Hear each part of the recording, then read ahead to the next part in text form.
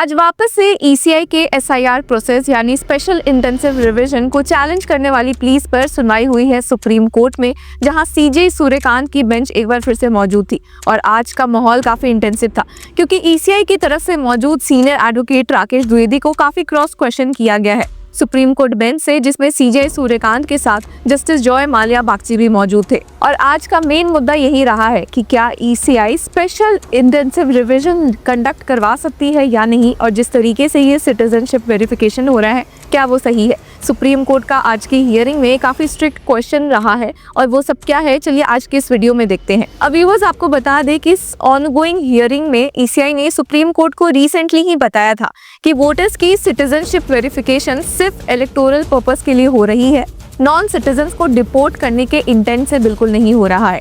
ECI की तरफ से मौजूद होकर सीनियर एडवोकेट राकेश द्विवेदी ने कहा कि ये प्रोसेस एक लिबरल सॉफ्ट टच वेरिफिकेशन है जिसमें स्ट्रिक्ट या डिटेल्ड इन्वेस्टिगेशन नहीं होती। हालांकि इस केस में पिटिशनर्स का यही ओपिनियन है कि ईसीआई सिटीजनशिप वेरिफिकेशन कर ही नहीं सकती है क्योंकि कंप्लीटली पार्लियामेंट का डोमेन है। और जिस पिटिशन की सुनवाई हो रही है वो एसोसिएशन फॉर डेमोक्रेटिक रिफॉर्म्स की तरफ से फाइल किया गया है, जिसकी तरफ से कई बार हियरिंग के दौरान मौजूद रहे हैं एडवोकेट प्रशांत भूषण। अभी ईसीआई अपनी तरफ से डिफेंस मौजूद कर रही है, पेश कर रही है, और वहीं सीनियर एडवोकेट राकेश द्विवेदी ने वापस से कुछ आर्ग्यूमेंट्स रखे हैं। हालांकि इसी आर्ग्यूमेंट्स पर ईसीआई का स्ट्रिक्ट क्वेश्चनिंग भी देखा गया है। तो सबसे पहले आज की हियरिंग शुरुआत होती है सीनियर एडवोकेट राकेश द्विवेदी के पॉइंट से, जिन्होंने कहा कि article 324 is a comprehensive function and power allotted which involves administrative, adjudicatory as well as legislative, and in this context note that SIR in issue is legislative in character। तो सबसे पहले viewers यहाँ बात करते हैं कि senior advocate Rakesh Dwivedi article 324 का जिक्र करते हैं, जो कि ईसीआई को सुपरिटेंडेंस पावर कंट्रोल देता है इलेक्शन प्रोसेस पे। अब यहाँ पे एक बहुत ही interesting point senior advocate Rakesh Dwivedi ने उठाया, वो ये है कि ये जो एसआईआर का प्रोसेस है ये लेजिस्लेटिव इन कैरेक्टर है। अब यहाँ पे वो कहना चाहते थे कि इलेक्शन कमीशन एसआईआर के थ्रू कोई इंडिविजुअल डिस्प्यूट डिसाइड नहीं कर रही, बल्कि वोटर्स के लिए एक जनरल पॉलिसी और प्रोसेस सेट कर रही है। अब ये एक्सरसाइज सब पर इक्वली अप्लाई होती है जैसे लॉ या रूल्स अप्लाई होते हैं, इसलिए इसे लेजिस्लेटिव कहा जाता है, ना कि जुडिशियल या क्वासी जुडिशियल। और इसी वजह से उनका कहीं ना कहीं कहना था कि कोर्ट्स एसआईआर के बीच में नॉर्मली इंटरफेयर नहीं कर सकती और सिर्फ तभी दाखिल हो सकती है जब प्रोसेस आर्बिट्रेरी हो, कॉन्स्टिट्यूशनल राइट्स वायलेट करे या मैलिफाइड क्लियरली दिखाई दे। जिसके बाद उन्होंने कहा कि now numbers of there are 3 judgments which are not on record. I will not read them, I will just indicate the paragraph where the lordships have said that what is legislative character. So if the orders are of a general character applying to the entirety of constituency as in this case and are not deciding any particular case। अब यहाँ पर senior advocate Rakesh Dwivedi ने पहले तो कहा कि बहुत सारे जजमेंट्स हैं जिसमें कहीं ना कहीं ये कहा गया है कि अगर प्रोसेस लेजिस्लेटिव नेचर का है तो कोर्ट्स उसमें उतना इंटरफेयर नहीं कर सकती। कहीं ना कहीं वो प्रिजम्पशन दिया जाता है कि अगर कॉन्स्टिट्यूशन के तहत हो रहा है तो वो प्रोसेस सही है। और यही उन्होंने कहा कि वो सिर्फ 3 जजमेंट को इस केस में अभी साइड करेंगे। फिर उन्होंने धीरे धीरे पैराग्राफ्स पॉइंट आउट किए स्पेसिफिक जजमेंट्स के।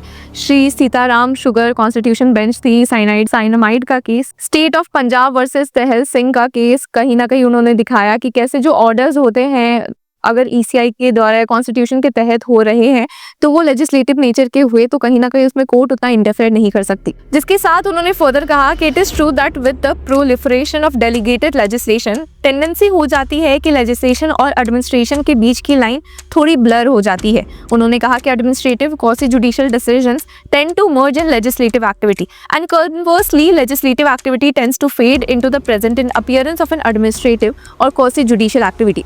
उन्होंने कहा कि डिफिकल्ट होता है बट एक नेसेसरी चीज़ भी है, और इसी पार्ट पे वो रिलाई कर रहे थे कि कोर्ट समझे कि ये जो लाइन है ये कितनी इंपॉर्टेंट होती है। जिसके बाद उन्होंने कहा कि इन तीनों जजमेंट पे रिलाई करते हुए वो अपने सबमिशंस को सपोर्ट कर रहे हैं कि जो एसआईआर ऑर्डर है वो लेजिस्लेटिव कैरेक्टर का है। उन्होंने कहा कि ये ईसीआई क्यों कर रही है वो ज़रूरी नहीं है, वो तब सिग्निफिकेंट होता है जब लॉ कमीशन इस मामले को एग्जामिन करे। उन्होंने फर्दर यहाँ पे कहा section 21 subsection 3 of representation of people act 1950 का जिक्र किया।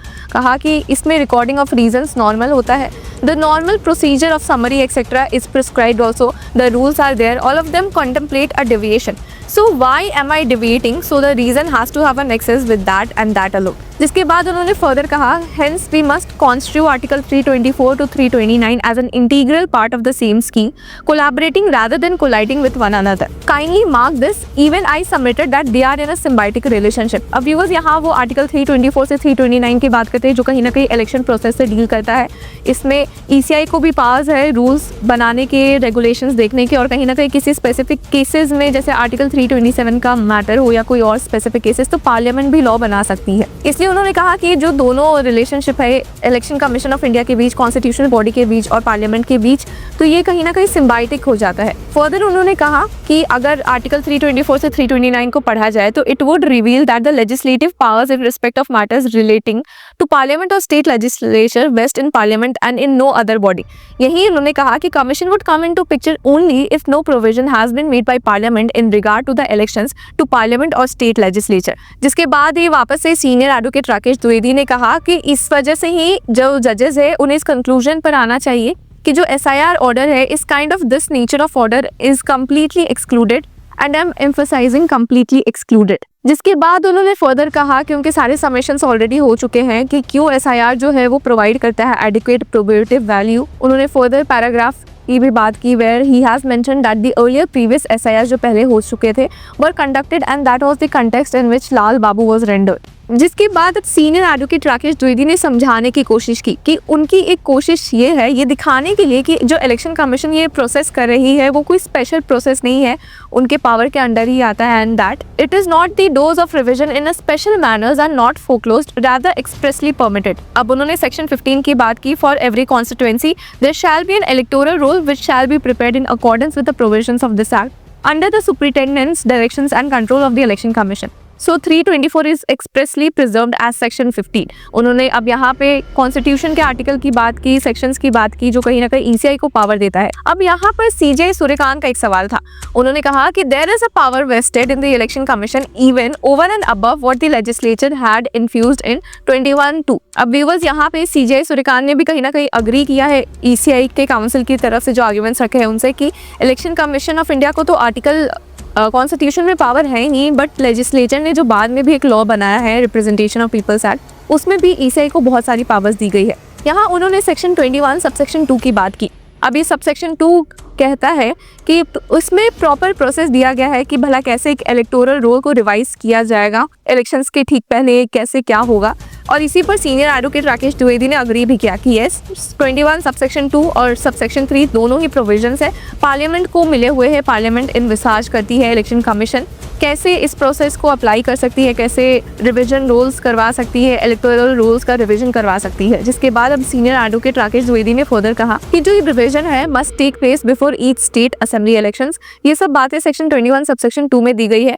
उन्होंने कहा कि ordinarily it will be in accordance with rules but the election commission of India can taking note of the circumstances prevalent direct otherwise. इस पर CJ सूर्यकांत ने किया सवाल। उन्होंने कहा कि for example for the revision of electoral rules 21 subsection 2 enabled you to go even beyond those rules because those rules are subject to your power. You have an overriding power over those rules. Then assuming that in exercise of that overriding power, you notify something which is over and above those statutory rules. Then subsection 3 absolves you even to follow that your own notified criteria, rules or regulations of 21 subsection 2 when you undertake special revision under subsection 3. तो इस पर ही senior advocate Rakesh Dwivedi ने कहा कि yes, both जो subsection 2 और 3 है वो दोनों ही ECI को फुल पावर्स देते हैं। 2 कहता है बिफोर एवरी इलेक्शन, 3 कहता है कि अदरवाइज जो भी दूसरे केसेस में होता है when you are directing, if there is no election yet we can direct and not a special revision. 2 is before every election. हालांकि अब यहाँ पे जस्टिस जॉय माल्या बागची का सवाल आता है। उन्होंने कहा कि subsection 3 of 21 have the same nature of inquiry और preparation of the same with it is so. तो इस पर सीनियर एडवोकेट राकेश द्विवेदी ने कहा कि उनका यही हम्बल सबमिशन है कि जो दोनों सेक्शन से एक स्पेसिफिक रूल्स देता है, दूसरा कहता है कि ECI को इन रूल्स के अलावा कुछ सही लगे तो वो कर सकती है, एटलीस्ट जब तक कि जो रीजंस है वो रिकॉर्ड किए गए हो। इस पर जस्टिस बागची ने वापस से सवाल किया कि सर्टेनली 21 सबसेक्शन 3 वाइडर है 2 से, बट वो अभी सेक्शन 21 सबसेक्शन 2 से डील करना चाहते हैं। उन्होंने कहा कि think about it, how would you interpret this statutory departure of the word prescribed?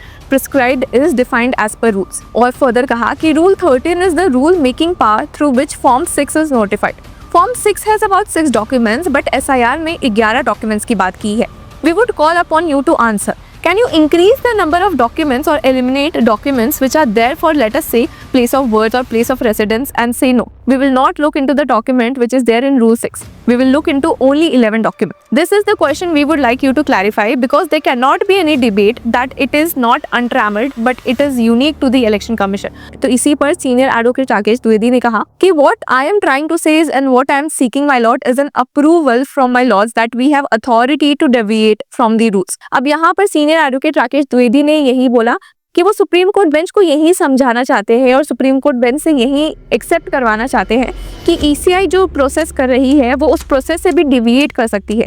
जैसे कि लॉज में दिया गया है, सेक्शंस में दिया गया है कि एक स्पेसिफिक सेट ऑफ रूल्स है, बट उसके अलावा भी अगर ईसीआई को कुछ ठीक लगे तो वो डिविएट कर सकती है। यही बात वो सुप्रीम कोर्ट से मनवाना चाहती है, सुप्रीम कोर्ट से बुलवाना चाहती है। सीनियर एडवोकेट राकेश द्विवेदी ने यही कहा कि what if the deviation is completely throwing out the rules, it's a different thing. But ECI का यही पॉइंट है कि वो जो कर रही है वो रूल्स के अकॉर्डिंग कर रही है, जो उन्हें पावर्स दी गई है उसके अकॉर्डिंग कर रही है, और सुप्रीम कोर्ट से भी वो यही अप्रूवल चाहती है, यही सुप्रीम कोर्ट को समझाना चाह रही है कि जो ईसीआई कर रही है वो सही है और सुप्रीम कोर्ट इसी बात को अपहोल्ड करे।